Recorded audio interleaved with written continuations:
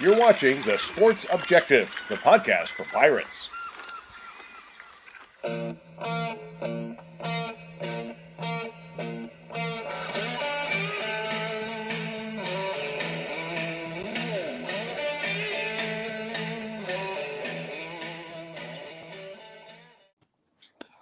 Welcome into the Sports Objective podcast. It is Wednesday night, so you know what that means. It's time for Sonny and Semenza.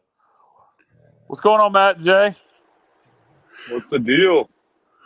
What's going on, Kyle? Happy to have you tonight, man. I appreciate you hosting the show.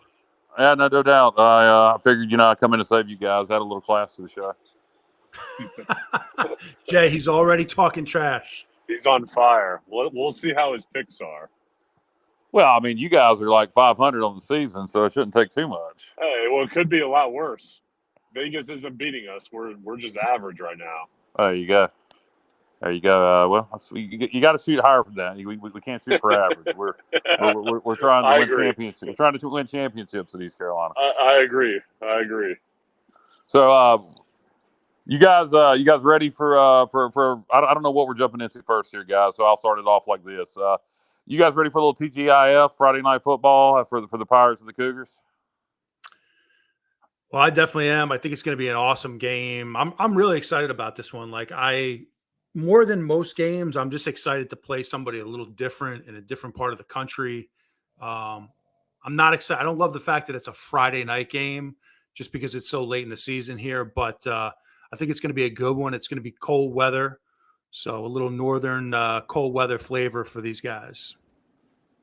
Jay, when you were a player, did weather? Do you have any games that stick out to you as a Pirate that weather played a role in? I mean, there's a couple games that got a little cool, but I mean, it's nothing. I mean, to me, weather affects you if it's like a monsoon, if it's a rainstorm, or if it's 20 degrees and it's snowing. If it's in the 50s and 40s, to me, that's football weather. So I don't think that should be a factor. Yeah, I've seen two different forecasts. I'm hearing 40 degrees, and then I also saw something that said it was going to be in the 30s during the game. So it's going to be cold, but probably nothing unmanageable.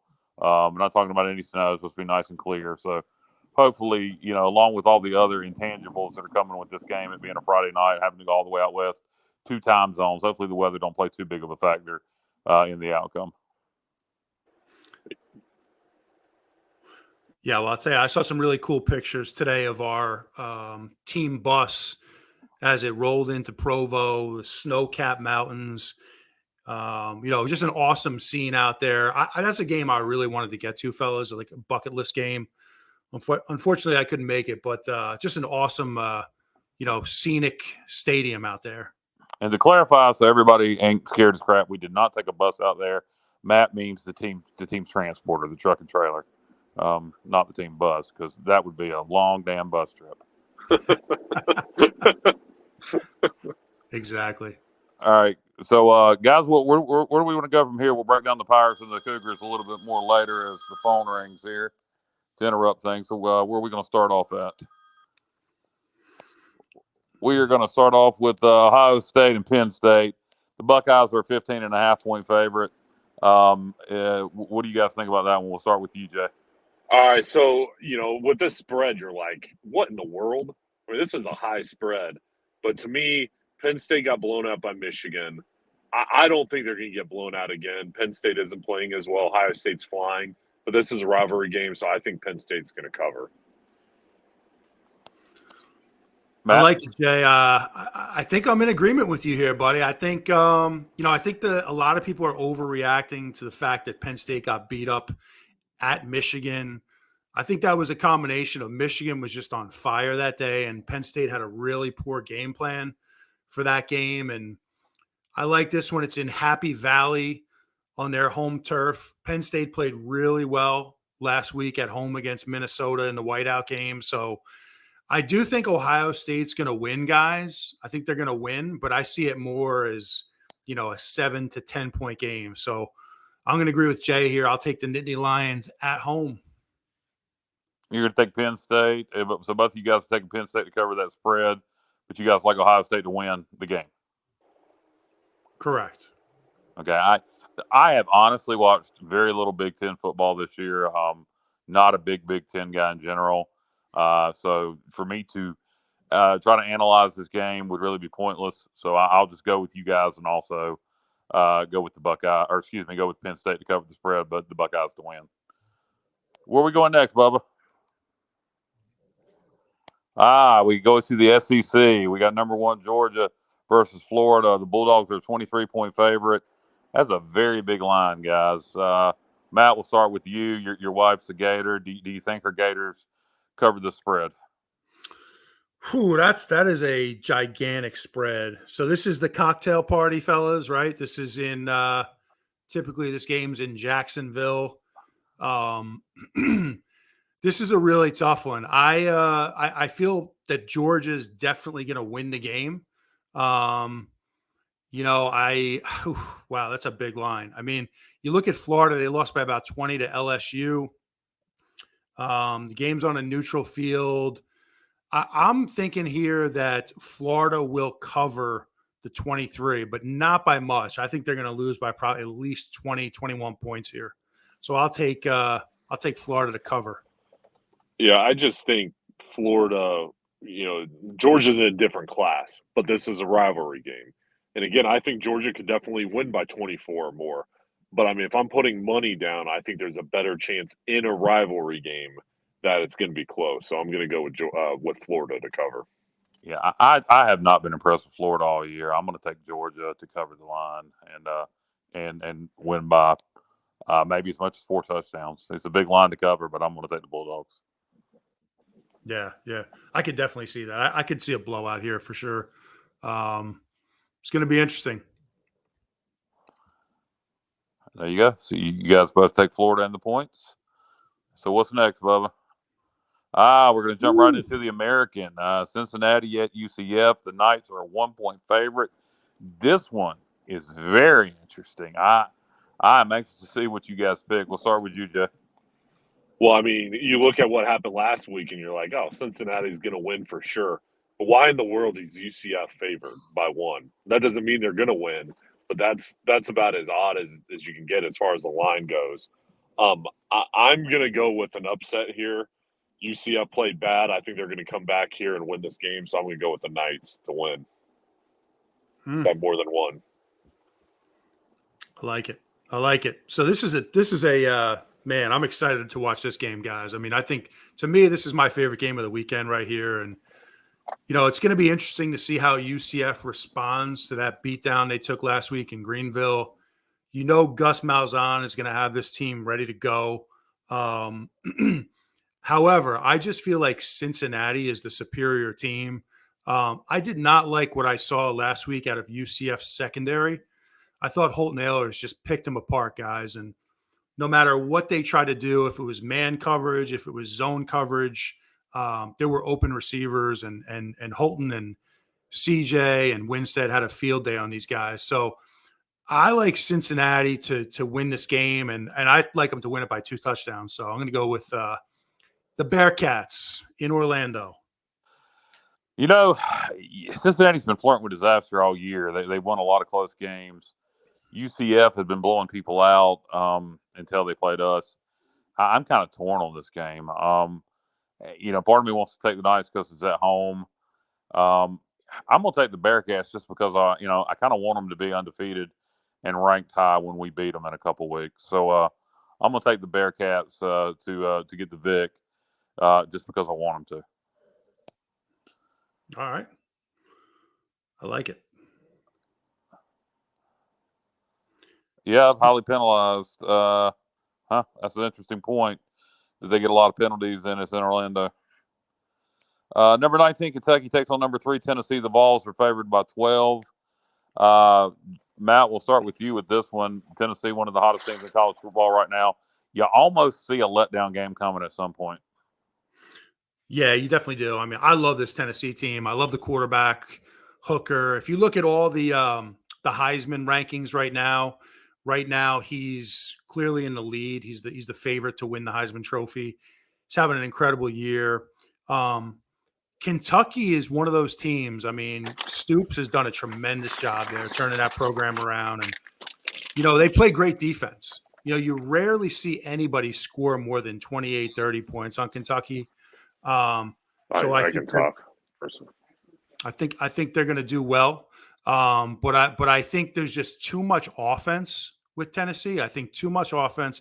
Plus, it's in Knoxville. So I'm going to take Kentucky to cover I'm going to take Tennessee to cover the 12.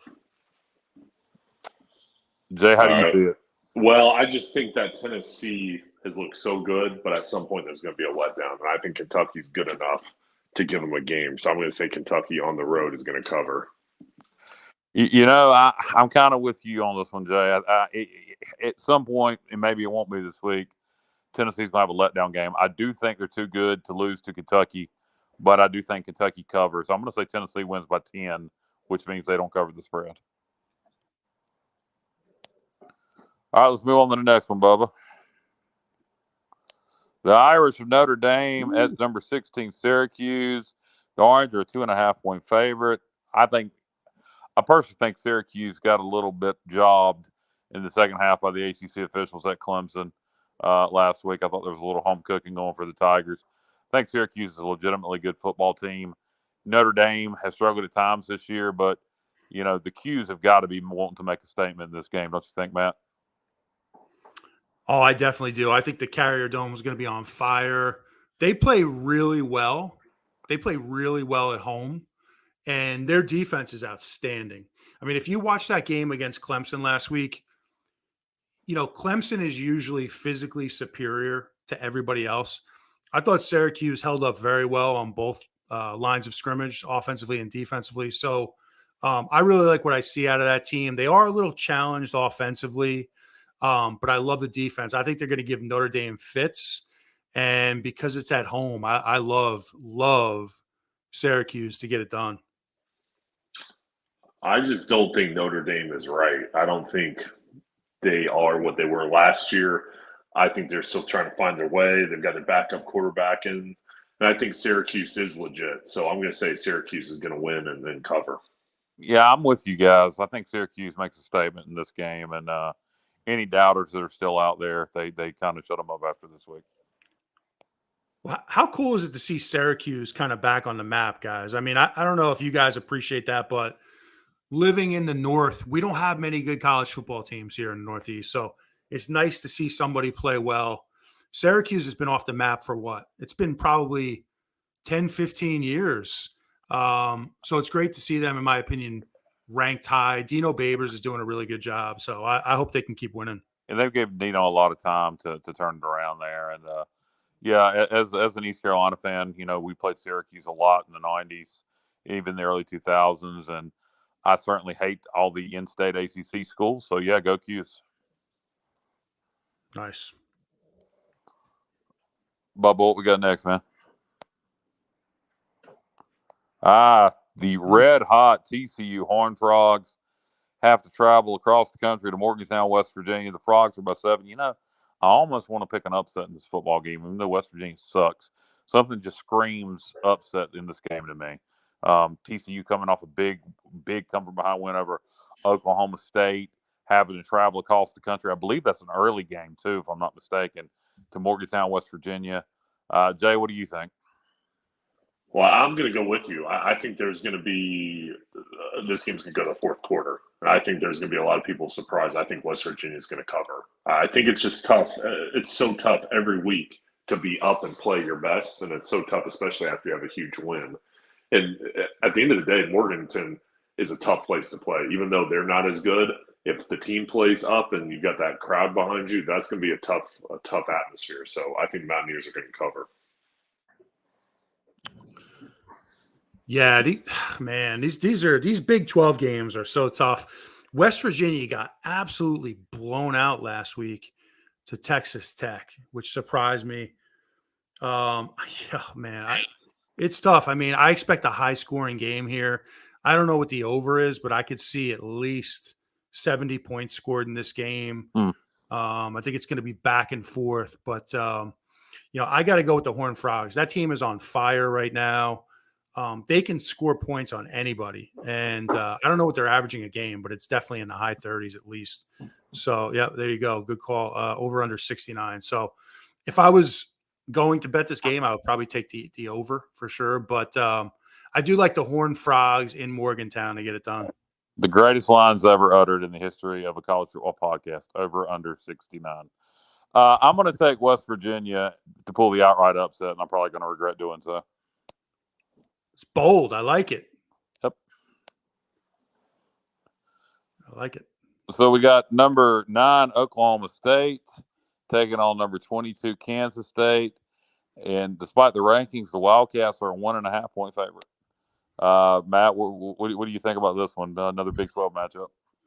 Well, I'll be willing to bet my house on this game. There's no way in hell Oklahoma State is going to lose to Kansas State. There's just not going to happen. They score way too many points. I love the fact that they beat Texas last week. Kansas State is struggling here a little bit offensively. No way they're winning that game. I'm all over Oklahoma State here. Jay? Well, Matt sold me, so I'm going with Oklahoma State too. He was very confident, so I'm going to be confident too. Yeah, this is one you really can't play the spread. You either pretty much got to pick a winner. So I'm with you guys. I'll take the Cowboys. I think they got too much offense. Kansas State has shown at times they can score points. At times they've struggled to score points. So I'm with you. I think they'll have trouble keeping up with the Cowboys offense. And Oklahoma State, coming off of a loss, needs to get back in the win column. And then we go Pitt, unranked Pitt, disappointing Pitt. Can they right the ship and turn their season around as they take on North Carolina, who's first place in their division of the ACC? The Tar Heels by 3, Pitt at UNC. Jay, we'll start with you. Do the Tar Heels get it done, or does Pitt finally play like they're the Panthers from last year? Yeah, I think the Tar Heels will, not because of their defense, but because their quarterback. I think Drake May's going to play great. It's going to be a shootout, but I think they'll win by more than 3. Yeah, I agree here. The fact that it's in North Carolina, Pitt has been really struggling. I don't know what's going on with that team. They had a lot of promise coming into the season. They're definitely down. So I think, like Jay said, I like the fact that North Carolina can score a lot of points. And the spread, it's a very reasonable spread. I definitely like the Tar Heels here to, at the very least, push in this game. But I do think that they'll cover it. I hate to say it because I hate the Tar Heels. Yeah, I'm kind of torn on this one. I want to take Pitt, but logic tells me to take the Tar Heels. So, Bubba, now that we've all taken the Tar Heels and thrown up in our mouths a little bit, what do we got next? The Demon Deacons of Wake Forest at Louisville.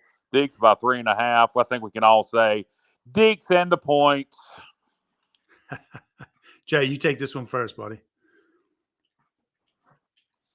Yeah, I mean, Wake Forest has been great. I just think they're gonna go in there on the road and not really surprise anybody. I think they're going there and win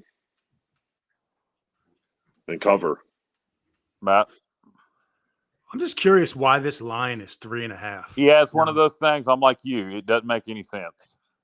Yeah, that of all the games we've talked about tonight, this one is kind of bizarre to me.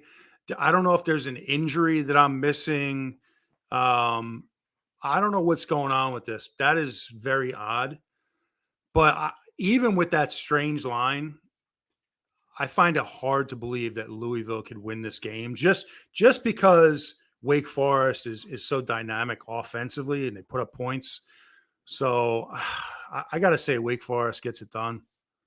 Louisville's very inconsistent. If Louisville plays up to their ability, they can hang with Wake, but Wake is very consistent. So I think I'm with you. I think Wake wins and covers. A bizarrely low line, true. Yep. All right, we touched on it a little bit earlier, but we got East Carolina at BYU Friday night under the lights. Long trip out to Provo, 8 p.m. Eastern kickoff time. Going to be cold weather. Lot intangibles go in the favor of BYU. But interestingly enough, BYU without their top running back and their top receiver, as we found that out last night. So that could play in the Pirates' favor. Matt, we'll start with you. I know we've talked in depth about this. I know how you feel. So just go ahead and tell the world. Well, I'll spend a little more time on this one, but when I looked at BYU prior to the start of the season, the one thing that really jumped out at me was their schedule. And they've played an incredibly difficult schedule. It's almost like a Notre Dame type schedule. I mean, they've played Oregon, Arkansas, Notre Dame, missing a Baylor. They played Baylor early in the season. They played a really tough schedule. So I think they've worn down a little bit as the season's gone on. They do have quite a few injuries. Now, last week they obviously get blown out at Liberty. But one thing we've learned about BYU over the years, fellas, is that when they come east, they struggle. They tend to struggle when they come to the East Coast. They're a much better team at home. I think this is going to be a very tough game. But when you look at BYU, their run defense is atrocious. They really struggle stopping the run. And I think that's one of the things we do really well at East Carolina with Keaton Mitchell and Marlon Gunn. I think we're going to run the ball very well in this game. And I'm not just saying this because I'm, East Carolina fan. I really think we're the better team. So I think the Pirates are going to go into Provo and get it done. Jay, what do you think, Pirates and the Cougs? Well, I mean, I'm sure we'll all go with East Carolina. I just think this is going to be the toughest game for us. I mean, I think this is going to be really tough because we're going on the road across time zones. Weather is going to be different. And they're a team coming in. They've obviously got issues. They're playing great competition. But BYU's, been losing. But again, their back's against the wall. They just got humiliated. So they're going to have a lot to prove. I think we're going to go in there and win. I think this is going to be the toughest game on our schedule. Yeah, and everybody talks about them being humiliated, and it was a lopsided score. But that Liberty team is 6-1. So it's not like they got blown out by Little Sisters of the Poor. So, Liberty's really good. They lost to Arkansas. They've been losing to really good football teams. So, I think I think BYU is a desperate football team. I think their backs are against the wall. Kalani Sitake demoted as defensive coordinator. He's going to be calling the defensive plays. If I'm East Carolina, my attitude is, in this game, if I'm Mike Houston, is to tell the team, go out there, have fun, play loose. All the pressure's on them. All the pressure's on BYU. They're at home. They're struggling. This ain't a conference game. If we lose this game, all of our goals are still in front of us. Go play loose. This is the game I'd run a trick play. This is the game I tell the guys, if we do that, if we go out there and play loose, I think we win the game. My prediction, just because both teams have struggled with field goals, they're just as bad, if not worse, at field goals and extra points as we are. Fun fact. I think it's going to come down to a kick.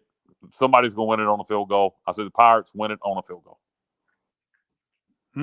I like it. Now, Jay, we were talking a little bit before the show. What are your thoughts on the weather situation? I mean, there's some reports that, it's going to be in the low 30s. I saw everything from 30 degrees up into like the low 40s. Do you think that's something that's going to affect East Carolina? I mean, I don't think it should. If East Carolina wins, I mean, going out there, that to me, that's football weather. I mean, you're wearing pads, you're out there. 40 degrees shouldn't affect you. So, but it's going to say a lot to the team's mental toughness because it's going to be a completely different weather situation, completely different set of circumstances as far as being a different time zone and far away with a long flight. So they're going to have to handle, the differences from a normal game. But to me, I don't. Do you think it should be a factor? I mean, I don't. But I mean, what do you think? Well, I agree. In the 40s, that's football weather. The forecast low for Friday night is 31, and typically that occurs, in the early morning hours. So you're probably looking at about 40 degrees at kickoff. Yeah, I mean that's fine. I mean, I've played in weather in the 20s a few times. You definitely, once it gets down into the 20s, it definitely has an impact on the game, especially if the wind is blowing. That's usually the biggest factor when the wind is blowing. Um, but if it stays in the mid 30s, I don't think it'll be too much of a factor at all. Um, so I tend to agree with Jay on that. I think the problems really start once you get below 30. What about altitude, guys? Mike Houston really at the press conference when he was asked about that said he thinks from talking to other coaches, it's only an issue if you make an issue out of it, and I think by and large that's true. There are certain individuals that are affected more by altitude. Some people's equilibrium gets knocked off. Obviously, what you think about is getting sort of breath, but there's some other issues that can happen with altitude. I don't know if any of you guys have ever played a game at high altitude, and do you think that'll play into the game, Matt? So that's a tough one for me to answer because I never really played in high altitude. Now, I think where it could possibly be an issue for us is with our wide receivers because we don't really rotate much at wide receiver. Typically, every game we're playing about four guys, and they have snaps up into the 70s most games. So that could be one area. If it is going to show up, it could show up there. Defensively, we rotate quite a bit, especially on the D line. We rotate so much, so I think we'll be able to stay pretty fresh on defense. But I don't really anticipate it being a huge factor in the game, guys. But you definitely want to make sure you stay on top of those rotations. Jay, have you ever played high at a high altitude like that? No, I mean we played at West Virginia. Not quite the same, closest thing, but no, I mean,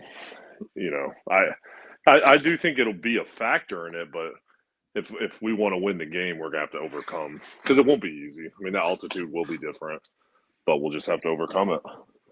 Yeah, I agree with you. I do think the Pirates are playing like the better football team right now.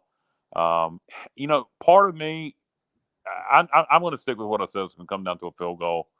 Nothing would surprise me in this game, guys. It would not surprise me if BYU beat us by a couple of touchdowns. It would not surprise me if we go in there and blow out BYU. This is one of those games where absolutely nothing would surprise me. If we win by 3 touchdowns, if they win by 3 touchdowns, or if it comes down to a field goal. Yeah, no, I agree with that. And it's kind of thinking about the last time we went out there to Provo. It was a really good game. It came down late. If I'm not mistaken, and you guys have a better memory than I do with this stuff, but pretty sure BYU scored on the very last possession, correct? Either that or it went to overtime. I'm having trouble remembering. Bubby, you'll remember that. Jay, do you remember if it went to overtime or was it the end of the regulation? I don't remember. It's hard to remember, but it was a very close game. That was a very good BYU team, and we were below 500 that year. So, of whatever that's worth, obviously they've changed coaches since then, and we've changed coaches a couple times since then. So that really has no bearing. No, it's funny. It doesn't seem like it was that long ago, but none of these guys have ever been to Provo. That was way back in 2015. So, yeah. And, I feel like we're the more athletic team, guys. I think that, obviously you have the speed of Keaton Mitchell, which is always going to present challenges. But I just feel like right now our receivers, the way CJ's playing, he's just catching everything in his radius. Winstead, the way he's able to come down with 50-50 balls, he's about as good as I've seen when the ball is in the air. He goes up and gets it. And when it's a 50-50 ball, he wins it. He's really good like that. And then, obviously, you have, a Ryan Jones that really, in my opinion, I'd like to see him get even more involved in the offense. But I think we have more athleticism. I think we have the better weapons in this game. I think it's definitely a matchup of speed versus size. And you would hope speed wins out. We will find out Friday night. Great exposure for the Pirates. National TV, ESPN2. BYU is a name brand opponent. To me, this is a signature win. if Coach Houston gets it. I look at BYU as a Power 5 opponent, even though they're technically not yet. So great opportunity for the Pirates to get some positive press on national stage if they can beat the Cougs. So, guys, is there anything else you want to touch on before we wrap this up?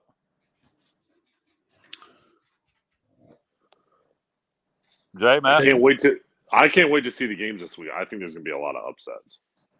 That's my opinion. Yeah. Matt, what about you, man? I know, obviously, you're looking forward to the games this weekend. Anything else you want to talk about? Just looking forward to that. For me, I'm really looking forward to that UCF Cincinnati game. I think we're going to learn a lot from that game, just about maybe who is the clear favorite in this conference. I think whoever comes out of that game, and then you factor in Tulane, I think those are the two teams that would be the clear favorite. But if East Carolina can go out and win this game in Provo, everything, like you mentioned before, everything's in front of us. So I'm just really looking forward. I think we're going to learn a lot from that UCF Cincinnati game. Yeah, no doubt. And we need some help to get the second. But all we have to do is get the second place in the league. If we handle our business, I think the odds of us getting to second are pretty good, and to have a rematch with Tulane perhaps. But guys, I'll hit you with one more fast question before we wrap it up. It'll be a Dave Richmond style question. Oh, we got a picture of Mike Leach right there on the stage doing the dinosaur arms. I don't know if you guys saw that today. Yes, so Mike Leach with the Halloween candy question. I was gonna ask you guys favorite Halloween costume growing up of all time. Matt, we'll start with you. I know you're a big horror movie fan. Yeah, favorite Halloween costume. That's a good one. Well, the one who always freaked me out the most was Michael Myers. I did see a good one once a few years back of the guy from Texas Chainsaw Massacre. That was a real Leatherface. Thank you. I thought that was a really good one. There was some dude running around with a. What about yourself, Matt? What about growing up? What was your favorite Halloween costume that you had as a kid? Let's see, man. I'm going back. I was Rocky one year. I was Rocky Balboa. That was a pretty good one. That was a pretty good one. Jay, what about you, man? I was if you guys remember the Little Rascals show, I was Alfalfa one year. And I had my hair sticking up in the back. Jay, you got to produce pictures of that, Jay. Yeah, you got to produce pictures. Fun one. I actually looked. It was really good.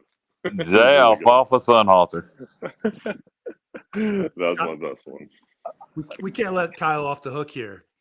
Probably growing up, my two favorites I ever was. One year I was He-Man Masters of the Universe with the crappy, plastic mask you wear over your face and all that. And the last year I went trick-or-treating, 5th grade, I was Jason. So those would be my two favorites. Very nice. Can't go wrong with Jason. No doubt. All right, Bubba, we wrap this up. Do we need to plug any sponsors, or we just get out of here? This is my first time hosting. The Pirates are wearing last week's black helmets with all whites. Yes, they are. Good point. Maybe some good luck in those black helmets as we take them on the road, all white with the black helmets. So let's see if we can go 2-0 in those black helmets. No doubt. That's a great look, by the way. I love that uniform. My favorite uniform so far this year is the special retro look for homecoming. I love those uniforms. Yeah, those look great. No doubt about it. All right, guys. As Jay unzips, we ready to wrap this thing up? It's my bag. It's my bag. Okay. I just got in from Charlotte. Okay, all right. Just making sure. I can't wait for us to recap all my wins next week. By the way, Jay's confident, feels good with his picks. He's going to blow us out. We'll see. Well, you picked some of the same ones as me. Yeah, before we started, you were ragging on me, and then we had some of the same picks. Well, I mean, there's only 2 teams to pick from in each game, Jay. So yeah, we're not the same picks. I know, but you could have picked the opposite, and every time. Really, I mean, every time. Yeah, every time. Okay. We'll see. I just want credit next week if I deserve it. If I don't, I'll be the first to say. You will definitely get credited if you have the best week of picks, no doubt. All right. Okay, and if Jay has the worst record, he needs to show up with that that alfalfa. I'll produce a picture, or I'll just take one. And I still kind of look like an older alfalfa if I stick my hair up in the back. Look like alfalfa, sound like Hulk Hogan. There you go. That is true. Maybe I'll go as Hulk for Halloween this year. Yeah, I'll change it up. There you go. All right, guys. Brothers, good job. So, Bubba, is there any sponsorships that need to be on the page that I need to plug, or can we just wrap it up? I see Porky's Backyard Barbecue up there. You can book your holiday parties with them. You can call the Holiday Brothers for your holiday parties at 252-661-0337. And go out and support Dave Saturday night out there at Porky's Backyard Barbecue in Williamson, North Carolina. He's going to be doing a trunk or treat and DJing, and they're going to have costume contests, etc. So if you're in the Williamson area and looking for something to do Saturday night, go support Dave and hang out at Porky's. So and we have what is that one? Oh, we have KK Walker, and the name of the company is covered up, and I cannot think of it right now, guys. Can one of y'all help me out with this? Nobody knows the name. LNK Custom Homes. Yeah, we go. LNK Custom Homes with Kevin KK Walker. If you need a house built and you're in the Triad area or probably anywhere in North Carolina, if you want to spend enough money, he'll come to you. 336-688-8461. LNK Custom Homes, Kevin KK Walker, former Pirate great. Give him a call. Build yourself a house. And we got all these damn sponsorships are partially covered up, and I can't remember anything. We got the people that make the gloves. We got my homie that makes gloves. The PGX gloves. Yes, thank you. PGX gloves, pgxgloves.com. Go get yourself some custom gloves. Save yourself 25% at checkout when you put in promo code ECU. And that's it, guys. That was my horrible job of doing the plugs. Got to get better at that. But for Matt Semenza, for Jay Sonnhalter, this is Kyle Barber, and this has been Sonny and Semenza on the Sports Objective.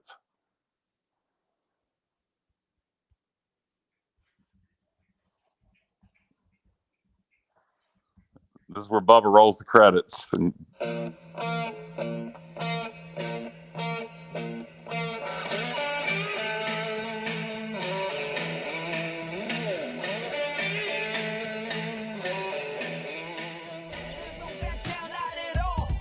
You're watching The Sports Objective, the podcast for Pirates. Listen to the show pretty much everywhere podcasts are found. Be sure to follow us on social media at The Sports OBJ on Twitter and TikTok, at The Sports Objective on Instagram. Like and follow our Facebook page and subscribe to our YouTube channel. As always, we appreciate you listening to the show. And go Pirates!